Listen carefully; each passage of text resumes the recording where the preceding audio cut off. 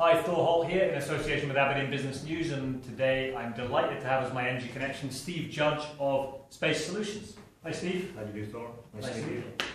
So Steve, tell us the story of Space Solutions. Space Solutions, well, the clue is in the name. Space Solutions provide a range of services intended to accommodate modern businesses, or the pressures of being in modern business from an accommodation perspective. So we'll design buildings, we'll change buildings, we'll do anything to suit the needs of a changing business. It's all about providing the accommodation for companies. Great, how did it come about? Started the business in 1997, and then I was part of a property development company in Aberdeen, and lots of their clients, I thought, would need these services, as they acquire new space and so forth. And so, as I say, the clue's in the name. Started a business that was all about taking them from a journey of when it became an idea, through a design, through the construction phase or the fit-out phase, and moving them in. So in the early days of space, that meant I did everything from initial brief right through to coordinating the box shifting at the end of the day, got them in and got them set up. And that was 97, and it's grown very successfully ever since. So when I did a bit of research on you, Steve, I think you're being a bit modest here. Wasn't there some kind of managed buyout process? Yeah. In 2007, I led an MBO. I broached the subject of an MBO with the group managing director of Chess Group, as they were known in those days, in 1996, and it took us into 1997 to get that deal done. That was a key point in my career, and for Space for that matter. Personally, as the MD of Space, being part of a larger group of companies, I felt I'd gone as far as I could with the business under that ownership. It wasn't, I didn't think, going to meet my personal, or for that matter, the aspirations of my management team. And we felt that if we took control of the business, then with our newfound independence, that we would be able to grow and develop the business. So was everything roses from there then? You had a managed buyout and everything worked? Of course it was. Well, there's been a small thing called a recession since then, hasn't there? But I did something that I would probably recommend to any other person in a similar boat to me to avoid. We put about £1 million worth of business, of value into the business a year. We're trying to buy it, and we couldn't stop that. So purple patch, oil and gas was booming, 2006, 2007, good times, and our other offices in the central belt of Scotland were going very well too. We achieved 9.6 million a year that we bought the business, and we had to borrow quite a lot of money to buy it. And within 4 or 5 months of that, then of course we know what happened. The onset of the credit crunch, and that I'd be lying if I didn't say that didn't lead to a few sleepless nights. But I'm delighted to say that the business has gone strength to strength, despite a sort of short blip at the start of that. And what I've come to recognise is that Space is actually a very robust business, because the services that we offer are just as relevant in a difficult market as they are to a business that's expansive, growing and prospering. Property is a very high overhead, and we're providing a solution to someone's need or use of space and property generally.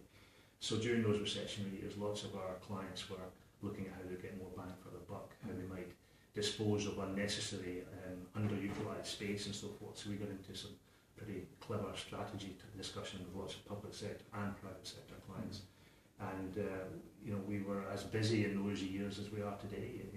Man for man, we were flat out delivering services and delivering value for clients that were determined to make the very best of the property needs and space.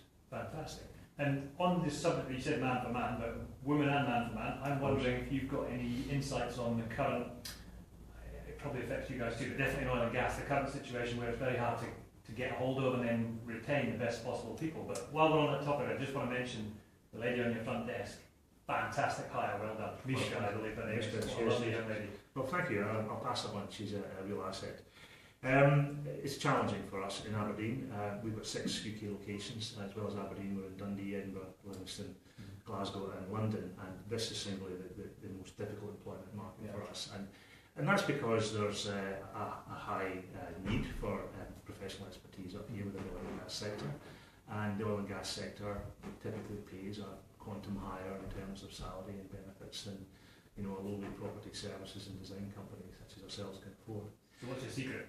Well, there's a combination of things that we're doing. This is very high up on our sort of strategic challenges right now, and so we're engaged actively in a number of initiatives, HR related, inward looking, training, developing leaders within the business and giving them a real sense of belonging within the business.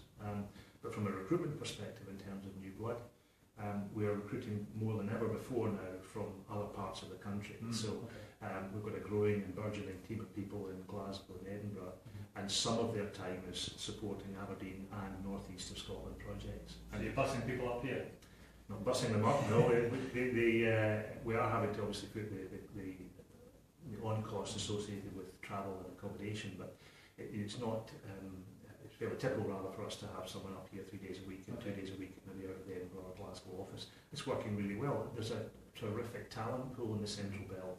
You know, they don't have the benefit of the oil and gas industry to the same extent. So we've tapped into that, and we're finding it's more affordable and there's a wider choice and some terrific skills. So yeah, we've been using that as a means of meeting our own growing employment needs. Brilliant. I haven't heard that one before. That is genuinely a new strategy for me. Okay. Well, I don't. It's not new to me, and what I'm finding with a lot of our clients, that again, oil and gas clients, are now devolving some of the project offices into other parts of the country where there's a more ready employment pool. So we've done projects for many oil service companies in places around Glasgow and in north of England and places like that, where there's a more available employment or pool of employment. So it's a similar initiative for us. Spreading the energy around the UK. Well, yes, basically looking where the expertise might be, perhaps coming out of other industries, but in architecture and design and associated professional services, it's important that we've got oil and gas expertise, but it's not an absolute prerequisite to a designer or a project manager or a quantity surveyor joining this business. The profession and their previous skills will be very relevant to us. Yeah, great. Well, I'm sure we'll see a lot more from you and Space Solutions, Steve. Impressive what you've achieved already, you and your team. We're very proud of the business, yeah. Great, and thanks for being my energy connection today. You're most welcome. Nice to meet you.